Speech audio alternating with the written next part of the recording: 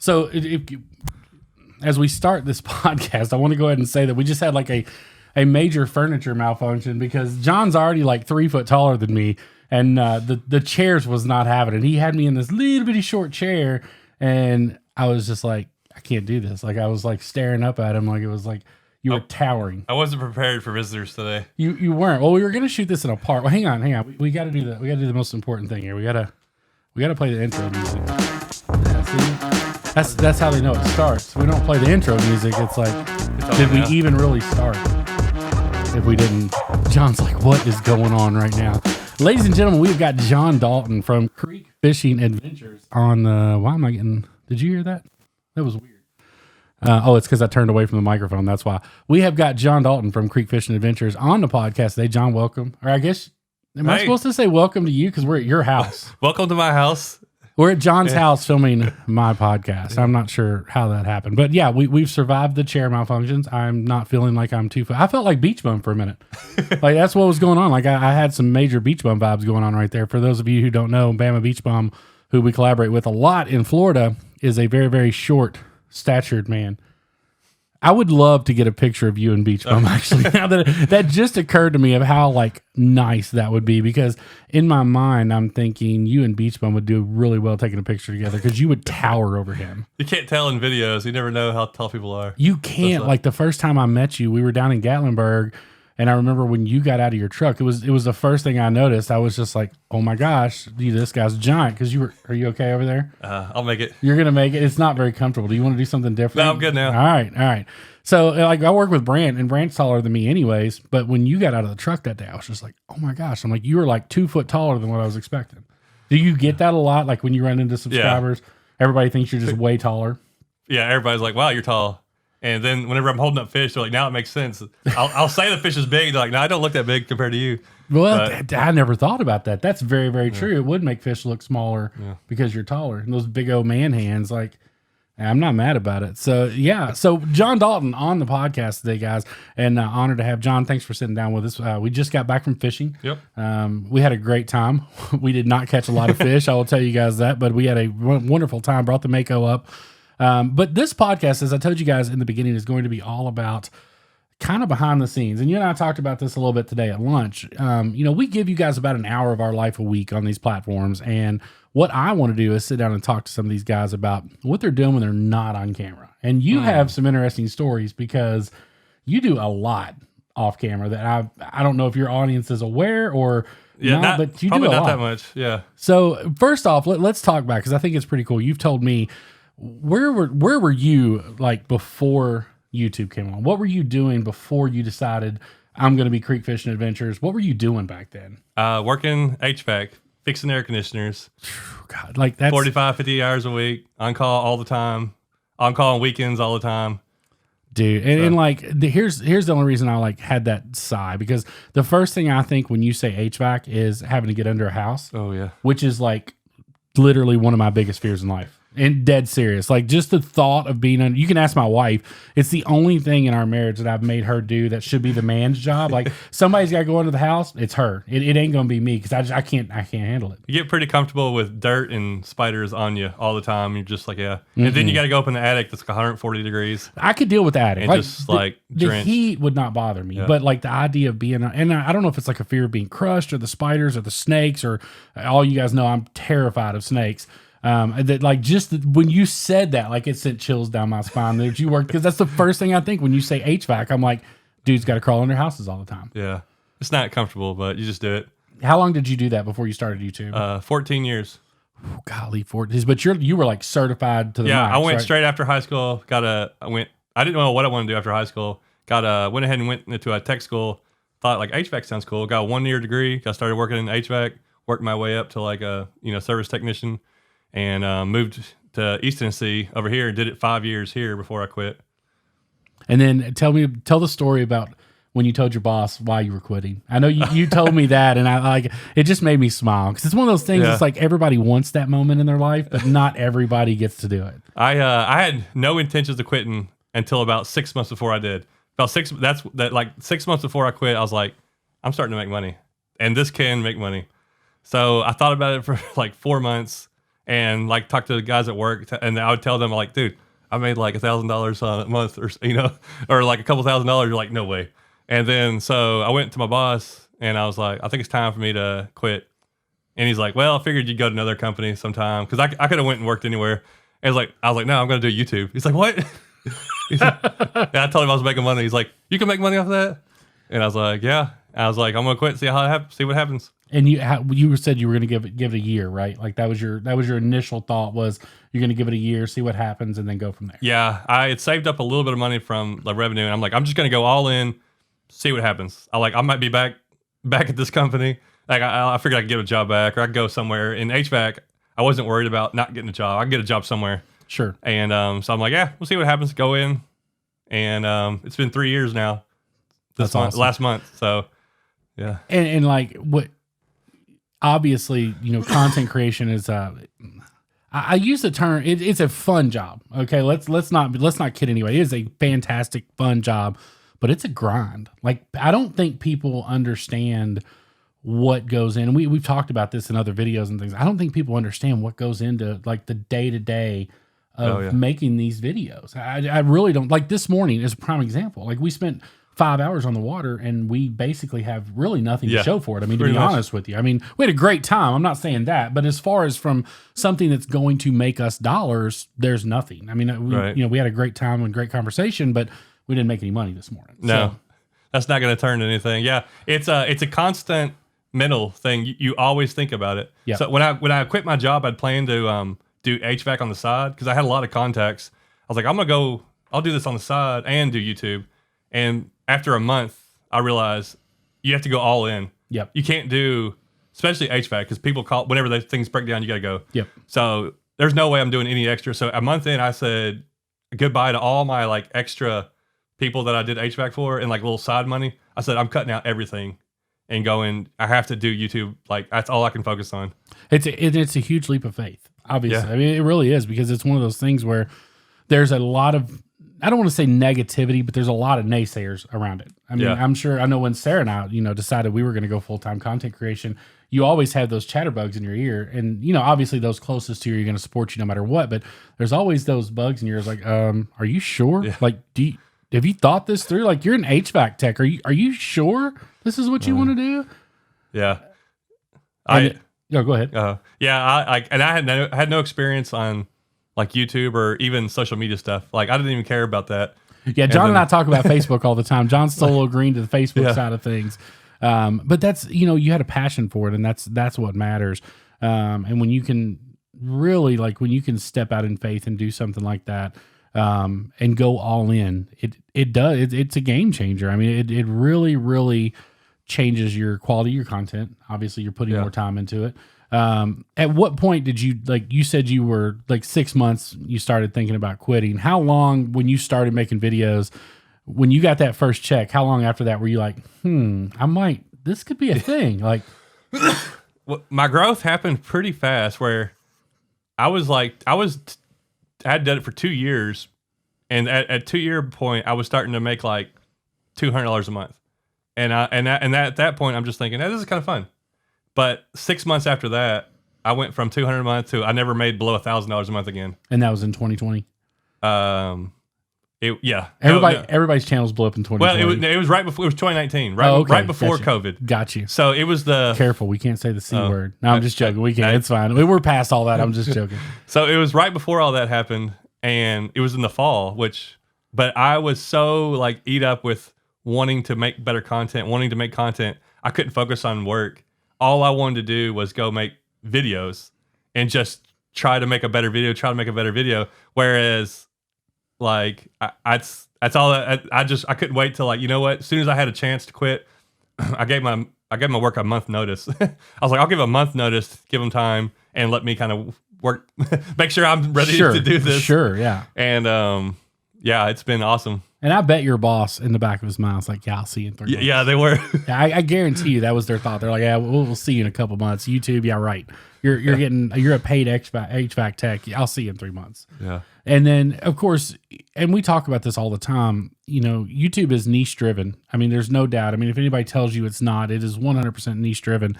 And really, you were kind of the first one to the game on like strictly creek fishing, right? Like, I don't know of anybody else that was out there making videos of just creek fishing. For the most part, that's why I started. That's the only reason I started my channel. I couldn't find anybody else that did what I wanted to see. I was looking to watch content on like just creek exploring, creek kayaking, just going out there, catching whatever and just showing it all. And I'm kind of late to even getting on YouTube and start watching fishing stuff. But whenever I couldn't find it, I just like, I'll try. Yeah. And that's awesome. And that's one of the things that, obviously your videos are amazing. I've been a John Dalton fan forever. It was crazy because last year, I guess it was around this time last year, wasn't it? When we went to Gatlinburg for the first time, yeah. It was somewhere in this ballpark. I just on a whim reached out to John. I told Sarah, I was like, I'm going to reach out to John Dalton and just see, if he wants to fish together. And I didn't really expect a response. If I'm being honest with you, John was way bigger than I was at the time, and sent a message out to him on Instagram. He's like, "Yeah, man." He's like, "We'll definitely get together and fish." And I was a little starstruck, as I have been a few times throughout our YouTube career. But it's developed in from a collaboration to what is now a friendship. John and I talk regularly. And that's one of the coolest things about this platform. It gives you the ability to make friends with people that are in the same field as you, but also that you've looked up to. I'm sure that's happened for you. Oh yeah, for sure. And those people that just like you, people that you get to know, a lot of times they want to help you out. Yes. So it's not like, yeah, okay, I got to meet you. It's like, okay, how can I help you grow your stuff too? Yeah, and that's huge. Collaborations, I tell people all the time, and John and I talked about collaborations earlier today. It takes so much of the pressure off. Like it does. Like this morning, obviously, we didn't end up making a video, but had John caught a ton and I caught a couple, and John takes my footage and puts it with his footage, now instead of maybe being an okay video, you got a banger. And it's like, and you didn't have to do all the work. And then the entertainment side of things, there's somebody there to help you as well when you start collaborating. So aside from me, of course, I mean, I know that would be your answer, but who's your favorite collaboration you've done so far on YouTube? I don't know. I can't think of one right now like that. Just there's a guy, Blake Jeffers, and they have a farm down there, and they put me up in their cabin and they feed me. And it's like a country farm, and like there's a couple families live on the same home. Whenever I go down with there, it's like I'm going visit family, and I barely know the people. That's awesome. But it's awesome doing stuff like that. We had the same thing with Jeff Taylor down in Fort Myers Beach. I mean, it was before, God love those guys with everything they're going through. But Jeff was the same way. He was a subscriber to the channel, reached out, invited us down, put us up in a fourplex, and same thing. Like it was like, golly, it was like every time we went down there, it was like being with family. And it's awesome, the relationships that you get to build with some of these folks as you move through. Obviously, we talked about the HVAC stuff, but one thing that I love about your channel, and I don't know if you guys are not watching John's channel, Creek Fishing Adventures, that will be linked down in the description box below. I mean, I'm sure most of you guys know who John is, but one of my favorite things you do, and I see comments on your channel all the time because I'm a comment reader, is your scriptures that you put in the videos. What got you thinking that was the place for that? So this is like what I'm doing right now. I know the Lord has got me doing this. Like I know that this is my purpose and what he has for me. And that's an awesome feeling. But it all started, like when I started making videos, I never expected, I always said, I'm going to make whatever I want to make. I don't care what people watch or say. And I pretty much still do that. I'm going to make whatever I want to make. I don't care what people want. So, but when I started getting, like whenever I started getting like a couple of videos that had maybe 1,000 views, and I'm like, that's 1,000 people. Like I need to let them know that I'm a Christian. I want to be a testimony. And I was like, well, how can I put something on there? Like, I'll just add a Bible verse to the end. Not knowing that I know God really blessed that, and really, like, I never could have foresaw this, like what I'm doing now. But I know he like pushed me, and I've heard from so many people all over the world how that's been a blessing or a help to them. That's awesome. And you're heavily involved in your church though, right? Yeah. Like, so I've ran a bus route for, we stopped it right now, but I ran a bus route at my old church. I've done it for more than 20 years, picking up kids from usually urban areas and working with kids. I do the children's church at my church now. So we got 30, 40 kids, and I have them for an hour and a half, teaching them, singing games, playing games. I'm probably better at that than anything. I know God has led me and given me the ability to work with kids and just be able to control them, entertain them, and teach them and stuff like that. So that's every Sunday. That's the most fun thing I do. That's Sunday awesome. morning, yeah. And anytime you can be involved with church, it's a great experience. But when you get to witness kids, Yeah. because I remember when I was in youth group, and of course it's been many years ago. There's just something special about seeing a young person like their eyes open. Yeah. You know what? I'm sure you've seen it. That everybody comes to church and like you read your Bible because mom and dad tells you to, but I'm sure you've had those moments of like you see their eyes the first time, like they get it. Yeah. Like it's like they're not doing it for mom and dad anymore. It hit them, and now they're doing it for them. And it's like that's an awesome See that feeling. growth, Yeah, it's amazing. So, and then also, of course, let me ask you this: aside from people realizing how tall you are when they meet you, how many people ask you if you play basketball? Like that's got to be a question you get regularly. Yeah, pretty quick after they see me. Y'all don't understand. Like I wish we could stand up because we can't because the camera's going to get it. But like you guys have seen in videos, like when John and I stand next, you're like you got me by like a foot. A full foot. I'm like 5'10". What are you, 6'10"? I'm 6'4". 6. Okay, so you don't have me by a full foot. You have beach bum by a full foot easily. But it's just like, so did you play basketball? Yeah. Oh yeah, I love basketball. Okay. Do you still play basketball? Sometimes I've really slowed down as I've started getting into fishing. Age does that too. Yeah, and I'm not as good as I used to be, but I could dunk easily until about 5 years ago. So, and that was Man nothing. over here throwing down smack about dunking. I was pretty athletic. I love basketball, but when I quit my job the first year, the church I go to has a small school, and the head coach asked if I would help, and I would have never been able to help before because HVAC I never had time. Sure. So I was like, yes, that sounds fun. So I helped him, and then I took a year off, and then last year I coached the whole team because the old coach left, and then we're about to start in about 3 weeks, and I got the whole varsity and everything. So you're coaching starting this year. Like you're Coach John now. Yeah. What do they call you? Do they call you Coach Dalton or Coach John? I don't know. I don't really have a name. I just told them to call me John. But They just call you John. We'll work on something. You're full time now, man. You got to throw that coach title in Yeah. there. Like you can't let them be slipping and not like actually throw the Coach Dalton in there. Like go in there on day one and like pop a basketball and be like, it's Coach Dalton from now on. Yeah, I got to come in hardcore. It starts like the first week. You got to be like really tough on them. So I'm sure. Now, are these kids that have played most of their life, or is this? we only have there's only like 60 kids in the school, so it's just whoever wants to play, and some have a little experience. Most don't have much experience. Gotcha. So we're a lower level Christian school, but I expect them to play a little harder this year. We had some changes and some new kids coming in, and some of the younger kids grew up a lot last year. So it's gonna be fun to see what they kind of learned from last year and stuff. That's awesome. It's always fun to see how what they retain. Yeah, like what you teach them so much, and you see that progress from the beginning of the year to when they not at the level they were, and then when they come back, are they still going to be at that same level they capped out and then just continue to grow? So this is your third year? Yeah, third year doing coaching here. I've helped at other places before in the past. Do you feel like you've become a better coach in the last 3 years? I don't know. We only won one game last year, so that's okay. If we win 2 games, I'll say yes. That's right. That's all that matters. We're gonna get an update from John on how many when's the season over. That way I'll know when to call you and ask how many. February. All right. So make a note. Everybody leave a comment down below and remind me in February to get a hold of John and make sure that the team's doing okay and that they won more than one game. But that's okay. As long as you're teaching those kids valuable life lessons and not handing out free trophies. Yeah, we'll be fine, I'm sure. No, I didn't even give him an MVP last year. So nobody's the MVP. Yeah, I was like, we only won one game, but I gave out 3 awards for like the hustle and leadership. But I'm like, I can't give out an MVP. We only won one game. There's no way. In order to be the most valuable player, there had to be some value. Yeah. So it's like, not that there's not, but that's good. That's how we learn. And if we had more of that, I think we'd be in a much better situation of people saying, hey, you didn't do good enough right now, but that doesn't mean you're not good enough. It just means you've got to work hard to get better. Yep. And that's of everything you teach those kids, that'll probably be the most valuable life lesson that they'll ever have. I mean, to be honest with you. So, well, I will ask this because this is something I want to know. Like, what is we all travel a lot. I mean, obviously we talk about it. In case you guys don't know, and I don't want to give away where you're at because I don't know that everybody knows exactly where you live, but John is in a very unique position geographically.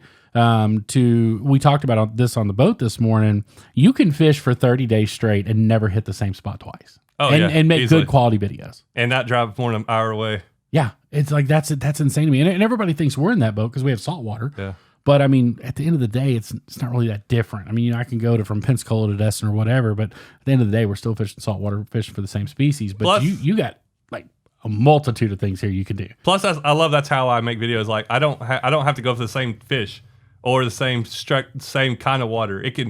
I'll fish for anything. I mean, I love streams and rivers, which we have plenty of. But I'll go out in the lake. I'll go do this, or I'll go fish under a bridge, or off the bank, or in the kayak, or on my little boat, or. Yeah.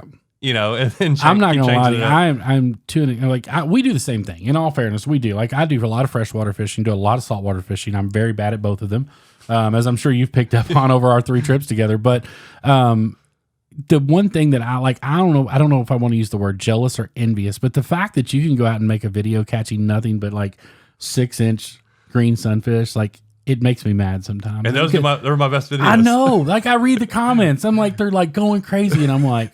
Are you kidding me? Right. But I mean, that is a direct correlation of the work you put in, in the beginning, to get to that point, to be able to do that. No doubt.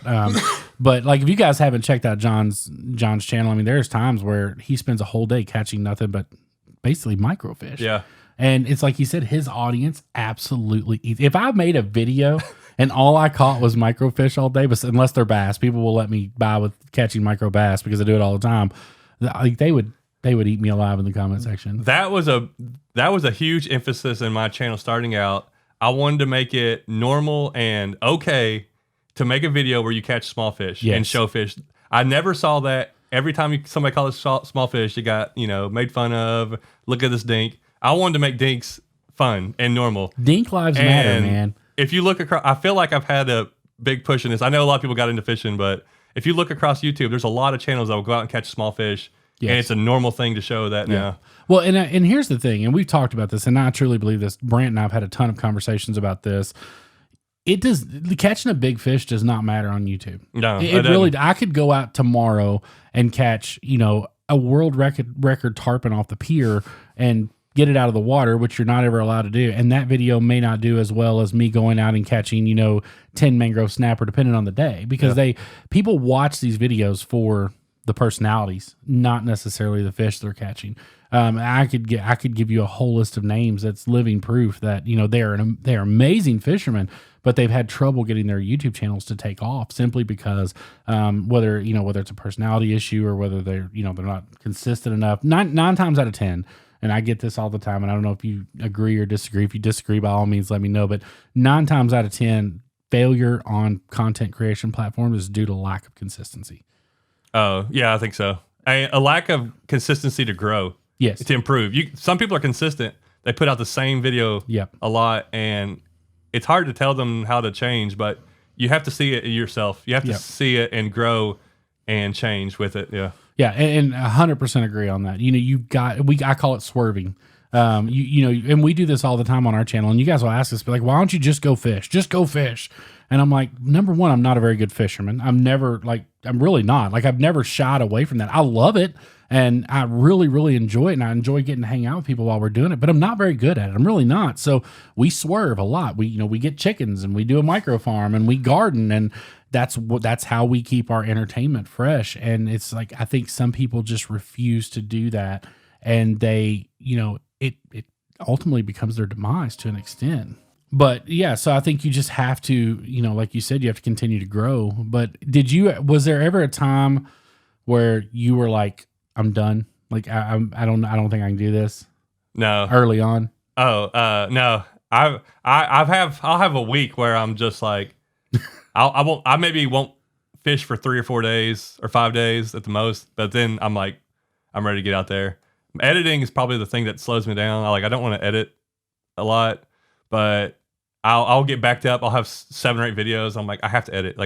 Putting the video on YouTube is what makes me money. Yes. Not going out and fishing. Even though the day may be an awesome day, it's like I got videos I gotta get out, put out there, and I'll get down every once in a while, but usually it doesn't take very long.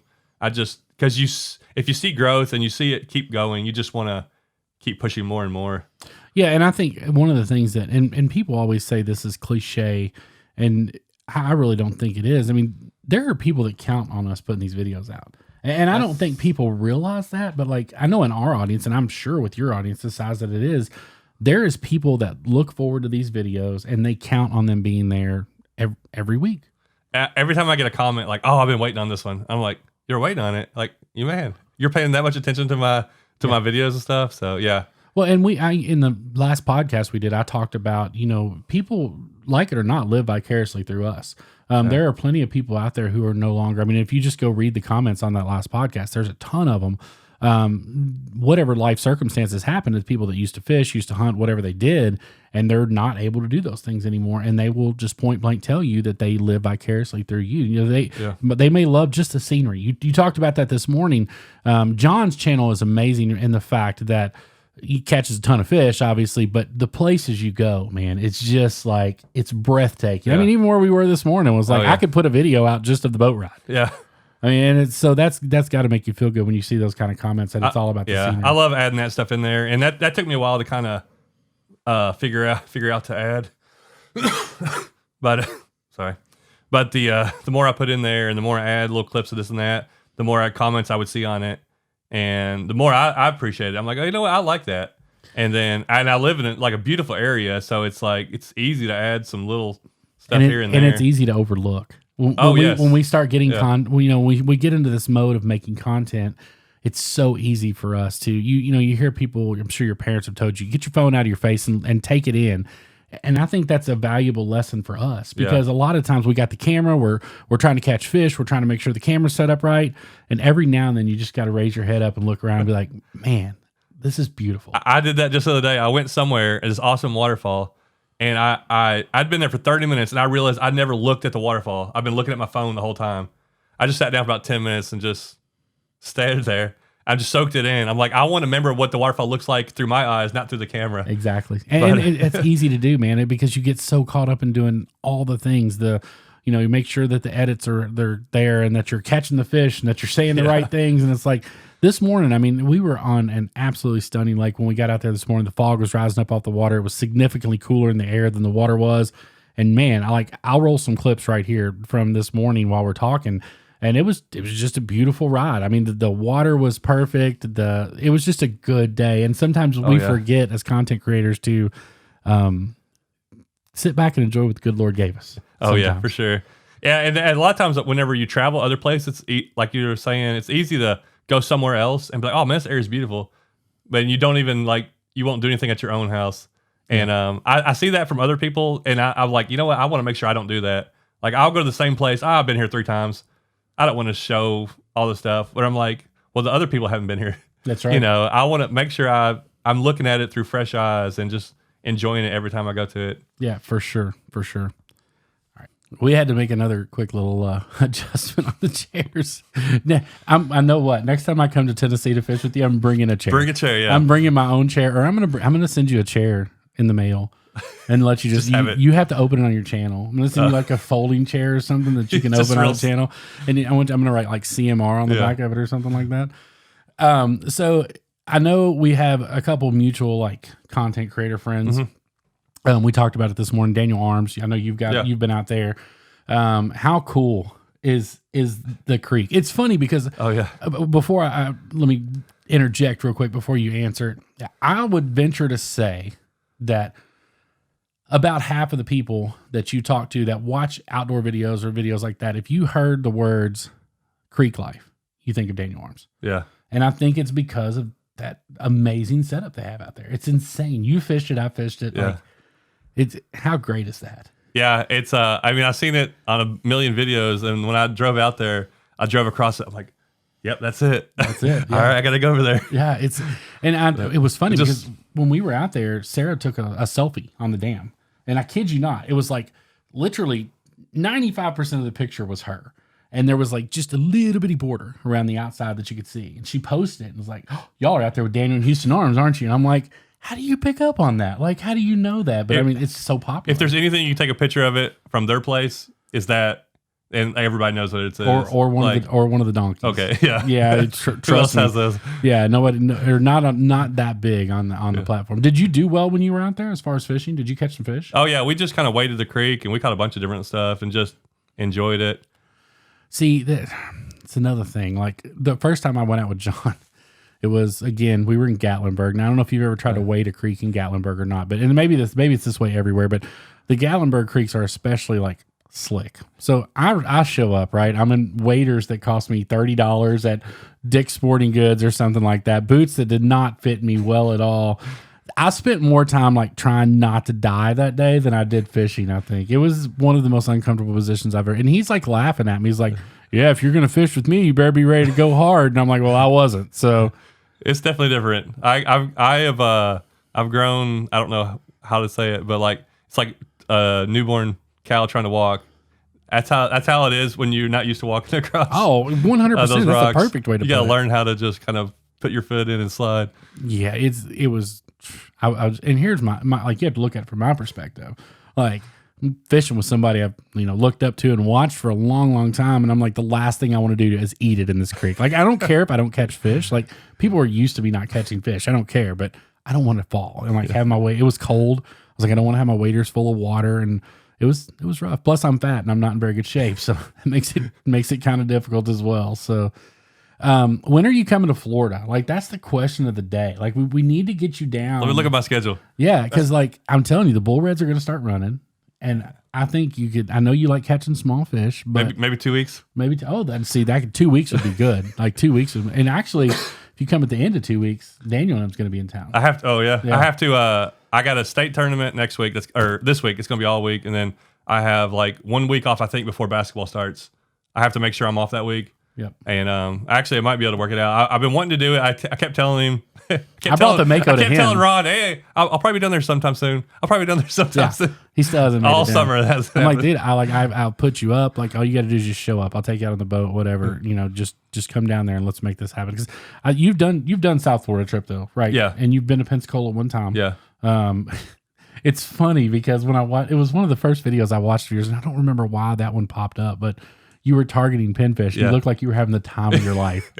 Yeah. Till everybody's like, "Oh, those are so easy to catch." I'm like, "Well, I still enjoyed it." Well, that's all that matters. Because if you guys haven't seen the video, you need to check it out. It's been, 2 years ago, 3 years ago, something like that. John came down to Pensacola and literally just wore the pinfish out. Was that your first saltwater experience? Yeah, I think that was the first time I ever fished in saltwater. Okay, yeah. so I mean that would make sense. But guys, when I say kid in a candy store, like I'm talking straight up. This man was having the time of his life catching pinfish. And if you go through and read the comment sections, which I highly advise staying out of if you're a content creator, but the people were kind of letting him have it. They're like, "Yeah, man, those are just pinfish. It's no different than like cast net and minnows in Kentucky or Tennessee or wherever you're at." So, what? When you were down in South Florida, I know you do a lot of work with a couple companies down there. What's your favorite fish to target in South Florida? Peacock bass for sure. Oscar is probably up there too. Yeah, man, it's like whenever you hook into one of those, you're like, "Oh, what is this fat thing?"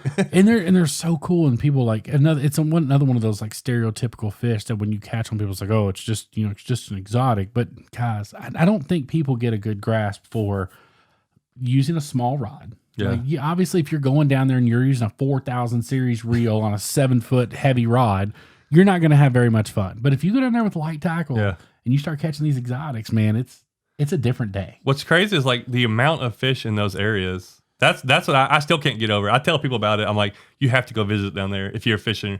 You could go to some of these little holes. You pull off in a hole and you look in, and when there's like some of those clear spots, and you see 10, 15 different species of fish and an alligator swimming around. Yep. And you're 100%. Like, this is crazy. It is. And you can't grasp it because until you see it in person, like, and cameras never do it justice. Like when we show you guys videos of it, you might see 2 or 3 of these fish, but when we're there, they're clear waters. Yeah. And you can see, like you said, you might literally be looking at 1,000 fish. Yeah. And multiple species. And I've had places where I found peacock bass and I'm catching one every 5 to 10 minutes, and I could stay there all day, and it would never stop. Yep. Like they just reload, they just keep coming. Yep. And you think there's so much water, it's all flat, they could go anywhere.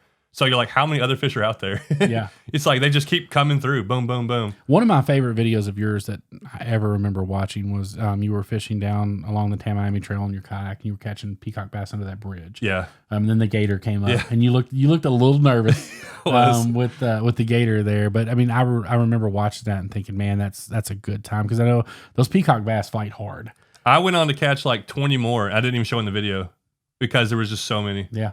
And it's when you have days like, and there's days down there where it's a struggle. Yeah. But most of the time, man, you go down there and it's like you were just throwing like a little jerkbait just day, right? Simple jerkbaits. Yeah. Yeah. And it's golly, it's just it can be on down there. It's so much fun. I want to go now. I know. It's one of those deals where, and I mean, even being in Florida and saltwater fishing all the time, it's different because you go down there and they have the exotics. They have snook. But to them, snook is like redfish to us. Like they're sick of catching snook. They don't want to catch them, but they like to come up to our area. And I mean, when I talked to Darcy and Brian, they were really wanting to come up and do some bull red fishing because they don't catch a lot of redfish down there where they're at. So every area has its its intricate fish that everybody gets sick of catching, but somebody else is traveling there to catch them. Exactly. I just got back from North Carolina catching bowfin, and we were at a couple spots where it was so easy to catch them. And like some people are like, "Oh, I hate catching bowfin." I like it, but I can see how you could get aggravated catching so many. They're so easy to get, but every one of them's like 3-4 pounds, fight like mad. I've never caught one, so yeah, I've heard they fight like crazy. Yeah. And it's got a bone for like a mouth. It's all bone. So you're not lipping those dudes? No, okay. It's well. Yeah, and I don't recommend lipping one if they're all bone for sure. So. We talked earlier about Cole and Jay, and we're doing a lot of name dropping here, but John and I actually have a lot of in common, content creators. Cole and Jay, you said you're going to be hopefully trying to do something with them over here in this area. And then that led us to talking about crappie fishing. Oh yeah. Is that, do you like to eat crappie? I'll eat anything if somebody else cooks it. You really? I am a lazy cooker. I don't really. I was not expecting that. I want to do catch and cooks, but I'm like too lazy to. I'll bring hot dogs instead. That's most time. And that's another thing. Every time John and I are together, it's like as soon as we get out the water, you want to go to lunch? Yeah. Like it's never the first two times I didn't bring it up because normally you would think that would be me, right? By this physique that you guys see on a normal basis, you would think I would be saying that, but.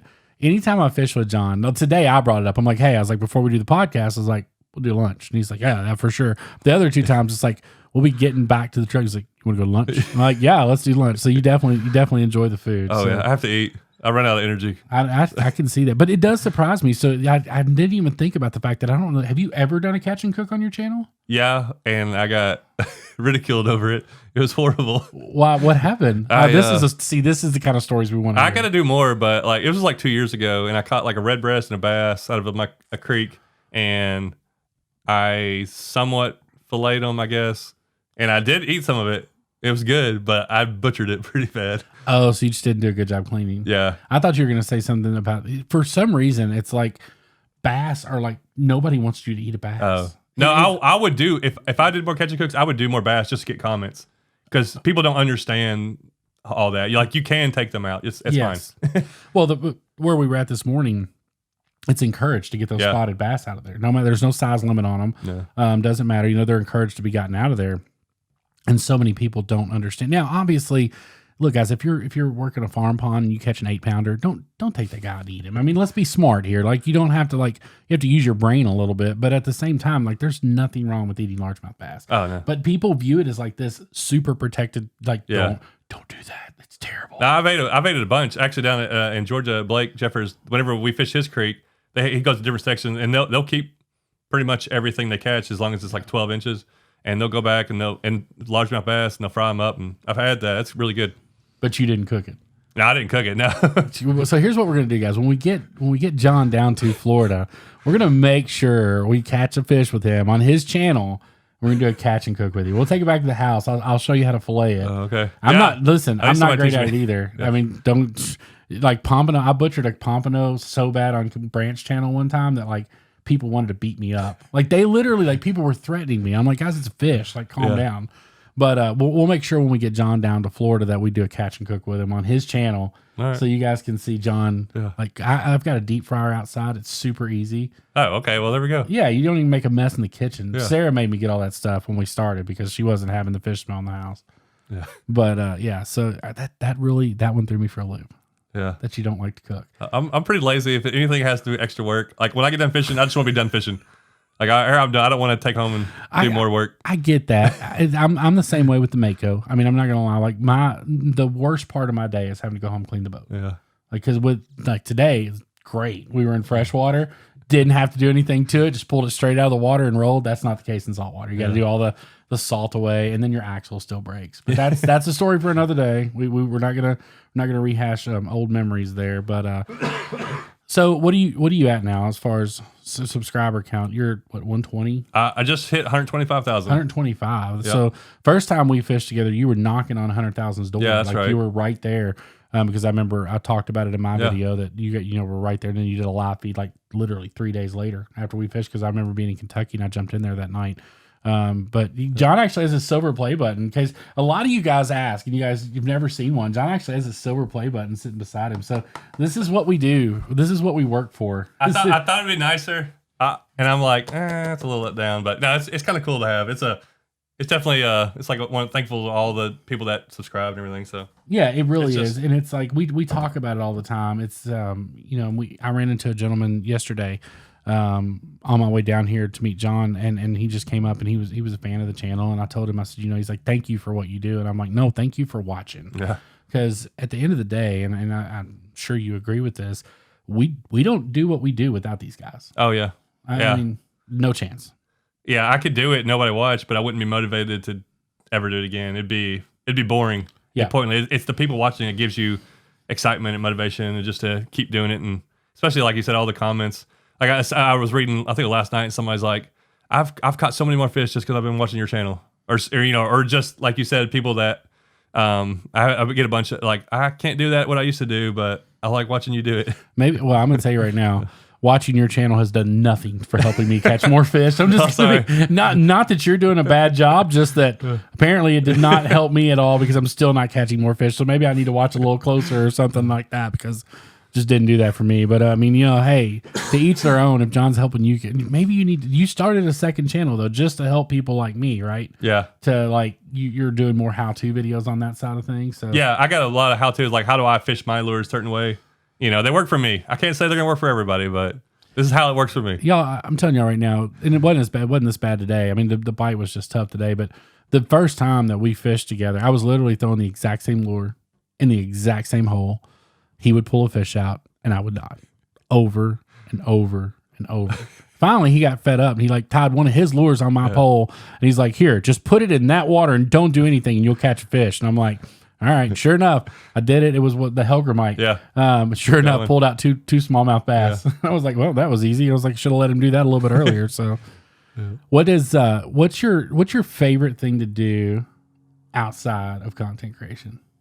If it has nothing to do with YouTube, it's a tough one, ain't it? It is. Man. Like I tell people, this is all I do. This is basically all I do. So they're like, how do you do so much videos? I'm like, well, when I'm bored, I edit videos. Yeah. I like watching basketball. There you go. I follow NBA. NBA's about to start. I don't play. Like I said, I used to go play a lot, so I don't play much, but I like following NBA and keeping up with. Who's your college basketball team? In college, Kentucky. Yes, sir. Y'all hear that? Go Big Blue. Say it one more time for the people in the back. Yeah, University of Kentucky. Big Blue Nation in the house. Suck on that bearded Brad. Brad's a Tennessee Vols fan. Oh my goodness. So my guy right here is literally like 70 miles from Knoxville, but he still knows what's up. He's still pulling for the Big Blue Nation. Yeah. First time I ever met you, I think you were wearing a Kentucky shirt. I mean, at that point, I was like, this guy really is a man of God. Like he knew he's a Christian and he's going for Big Blue Nation. Like what more could you want for besides that? So should be a good year. For Kentucky basketball should be. The footballs. I've been keeping with football. They're done.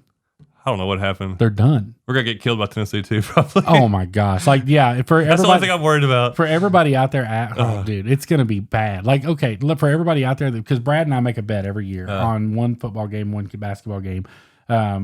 He won the football game last year. I won the basketball game. I'm not betting with Bearded Brad on football this year. It's just not going to happen. I mean, there's not any ounce of my body that thinks that Kentucky is going to be able to beat Tennessee in football this year. No, not the way we're trending. And it's bad. It's like there were such high hopes. Yeah. I mean, and I know the quarterback was out last weekend, which that hurts, but still, like they just didn't play well. Yeah, I've been watching them recently, and they're not putting it together. Like we could beat anybody, but we beat ourselves last two games. I'm telling you who they're not going to beat. They're not going to beat Tennessee because I watched Tennessee the other day. They're good. It hurts me to say that. Like it died. And I know there's a lot of people on here that are from Tennessee, and you guys are diehard Vols fans because you all hear me or y'all tell me about it all the time. Y'all are going to kill Kentucky this year. It's going to be bad. I've grown up a Tennessee hater all my life. But you've been in Tennessee your whole life, right? I was for most of my life. Yeah, I lived in Kentucky for 10 years. Gotcha. So is that where the Big Blue Nation came from? Yeah, I was born in Bowling Green. Okay, gotcha. And then lived in Campbellsville, and then we moved to Tennessee and moved around. But most of my family on my dad's side is all still in Kentucky. Yeah, well, and I think that's kind of a common trend, though, right? Like if you live in Lexington and you're not a Kentucky fan, you absolutely hate them. Yeah. Right, and I think it's the same thing down here. Like if you're in Tennessee and you're not a Vols fan, there's no in between. Yeah. You're either a diehard Vols fan or diehard fan, or you absolutely hate them.